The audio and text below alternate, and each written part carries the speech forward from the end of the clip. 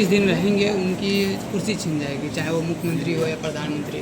तो ये तो एक तरह से सही है कि जो अपराधी प्रवृत्ति के होंगे या जिनका जेल में रहना दर्शाता है कि हाँ वो अपराधी है, तो फिर उनकी अगर कुर्सी छीनती है तो फिर इसमें क्या दिक्कत है, इसमें चुनौती कहाँ है? देखिए, अभी कई किस्से ऐसे हुए हैं जहाँ 19 साल आतंकवादी होने के आक्षेप में लोगों को जेल में बंद करके रखा है और फिर अदालत में ये साबित हुआ है कि वो निर्दोष है। तो जहाँ इस प्रकार से कानून का एक तरीके से एबॉर्शन होता है, वहाँ ऐसे कानून कैसे लगाए जा सकते कि आप किसी को भी रख सकते हो 30 दिन से ज़्यादा बगैर कोर्ट में ले जाए बगैर, और फिर अगर आप कहेंगे कि ये अपात्र हो जाते हैं और उनकी सरकार तक को आप डिसमिस करने का अधिकार अपने पास ले लेते हो, तो वो प्रजातंत्र के और संवैधानिक न्याय के ढांचे में नहीं बैठता। इसलिए उसका विरोध होना ही ज़रूरी है। हाँ, एक आप कर सकते हैं कि भाई अगर उनके गुनाह साबित हुए तो जिनको कानूनन गुनहगार साबित किया जाता है उनको आप निकाल दें। सर SIR पे आपका क्या कहना है? SIR एक गणतंत्र विरोधी साजिश है और वो साजिश ये चुनाव की चोरी के लिए बनाया गया है। और हमारी दुर्भाग्य ये है कि जिस संस्था को हमने बनाया कि हमारे चुनाव की प्रणाली निष्पक्ष और न्यायिक हो, वही इसमें प्रमुख भाग ले रहा है चुनाव आयोग। वो हमारे लिए दुर्दैव की बात है। ये तो पहले भी SIR हो चुका है, तो अन्य सरकारों में SIR होने की एक प्रणाली होती थी। ये चुनाव के 2 महीने पहले कभी नहीं किया गया ये। और जिस तरह से आप 55 लाख 56 लाख लोग 65 लाख वो वोटरों को अपात्र ठहरा देते हैं और जिनको आपने मृतक घोषित किया उनको जीवंत मिल जाते हैं, तो वो पूरा एक शक के दायरे में आ जाता है ये पूरी प्रक्रिया। मान लिया कि समय कम है, लेकिन ये कैसे दर्शाता है समय की कि जो है उसे केवल विपक्ष की ही वोट करेगी? मुख्य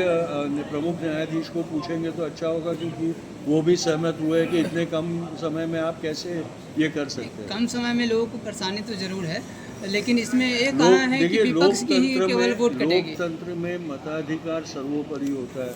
अगर मताधिकार छीनने की साजिश होती हो तो उसमें आवाज़ उठाना अनिवार्य हो जाता है। अच्छा, जब भी SIR के बारे में पूछा जाता है तो इलेक्शन कमीशन नहीं बोल करके पार्टियां बोल रही हैं।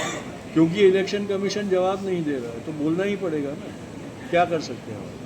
जब इलेक्शन कमीशन ये कहे कि हम जब तक कोर्ट का आदेश नहीं आता वो कहे कि हम दिखाने के लिए ये नहीं है, हमारे ऊपर कोई ज़बरदस्ती नहीं कर सकता, हम नहीं दिखाएंगे क्यों हमने उनको अपात्र किया है। तो इलेक्शन का पूरा जो प्रक्रिया होता है वो पारदर्शकता पे आधारित होता है। उसका जो भरोसा होता है वो पारदर्शकता पे वो होता है। अगर पारदर्शकता छीन ली जाए तो फिर वो चुनाव के ऊपर आक्षेप करना लाजमी होगा।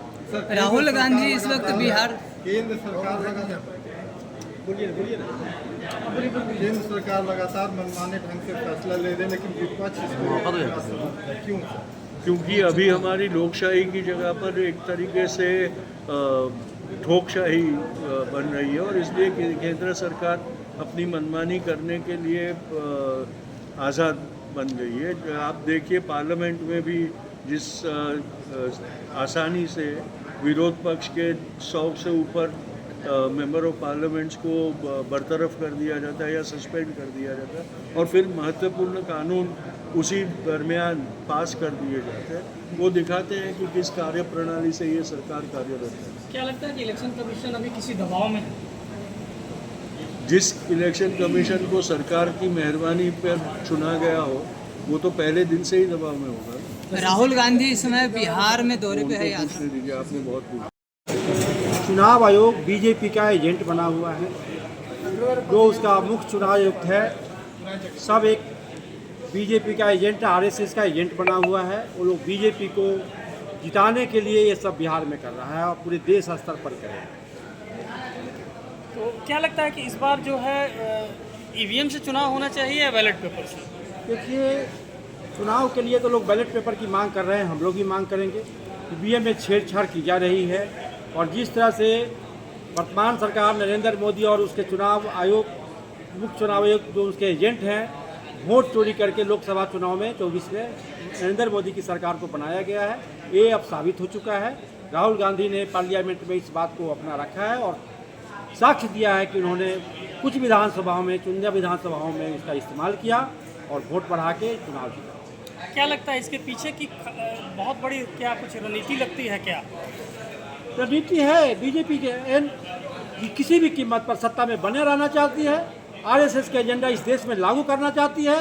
हिंदुत्व के मुद्दे पर वह चाहती है कि देश में हिंदुत्व या हिंदू धर्म का शासन को मनुस्मृति इस देश पर थोपना चाहती है। भारतीय संविधान को खत्म करना चाह रही है और कुचलने के लिए हर समय प्रयासरत है और अपने संविधान संशोधन से कुचलती भी जा रही है। बिहार की जनता को किस तरह से जागरूक करेंगे? बिहार की जनता को मैं निवेदन करूंगा कि ये सांप्रदायिक विभेदकारी सरकार को वोट के बल पर इसको हटाए। बिहार लोकतंत्र की धरती है। महात्मा गांधी ने बिहार के चंपारण में 1917 में लोकतंत्र मैंने क्रांति की शुरुआत की थी, जन क्रांति की थी। आम लोगों को जन आंदोलन के माध्यम से ये लड़ाई के लिए उत्सुक किए थे, लोगों को जोड़े थे और यहीं से हमारी पहली आज़ादी की लड़ाई शुरू हुई थी। इसलिए बिहार में लोकतंत्र को बचाना बहुत जरूरी है। इसलिए बिहार में किसी भी कीमत पर बीजेपी की सरकार को नहीं बनना चाहिए। परिचय दीजिए सर। मैं राजा राम राय, एडवोकेट, पटना हाईकोर्ट, और इस परिचर्चा के संयोजक हैं। ठीक है सर।